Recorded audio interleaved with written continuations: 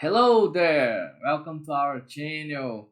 My name is Paulo Correia, and today we are going to talk about the 10-hour force theory. This theory in addiction is very important to understand how the tooth movements happens. We also can use it so that our patients have greater adherence to use any device or accessory.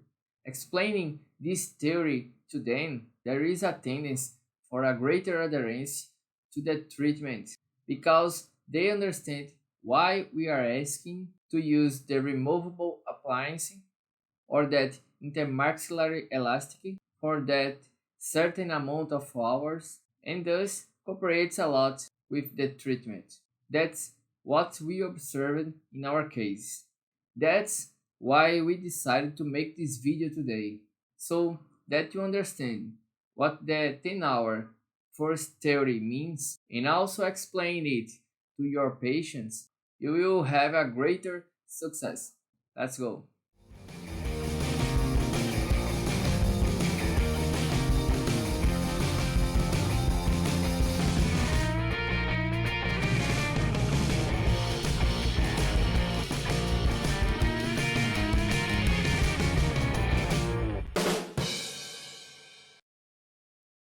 If you're enjoying our channel, don't forget to like it, share it with your friends so they can get to know us. And if you have any questions or suggestions about videos, leave us a comment.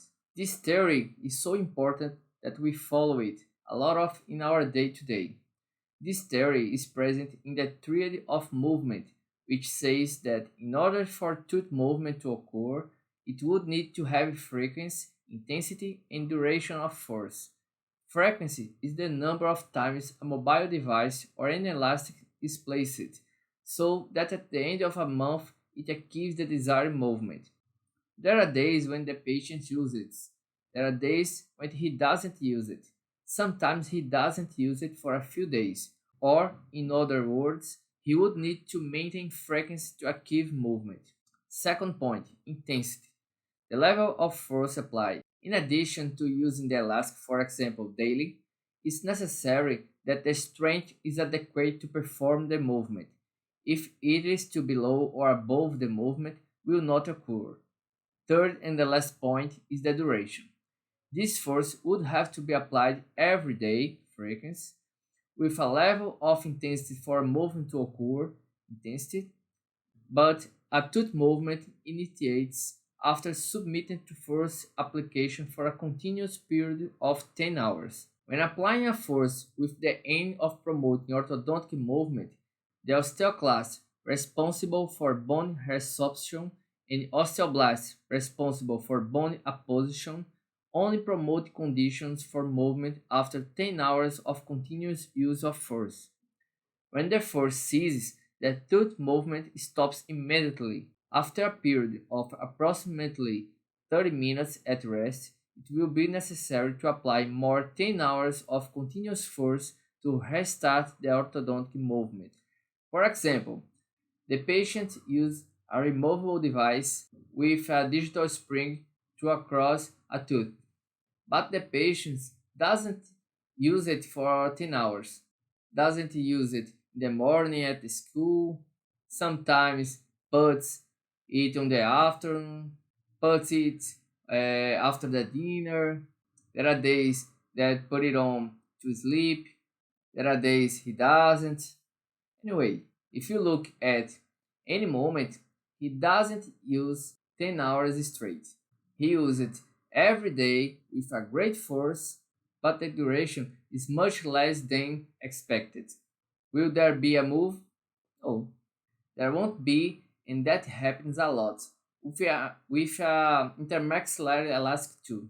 Patients need to use the elastics every day with a certain level of strength, and when they return to the consultation, they report that they are not using them during the day at work.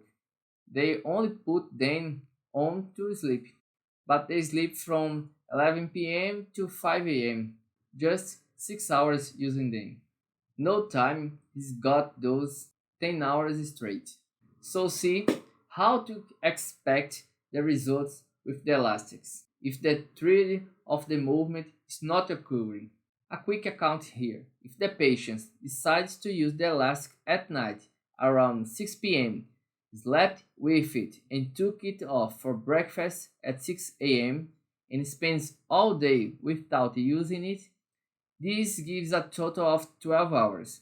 So it had 10 hours to start the movement and another 2 hours of movement. A week using this way will have 14 hours of movement. That's great.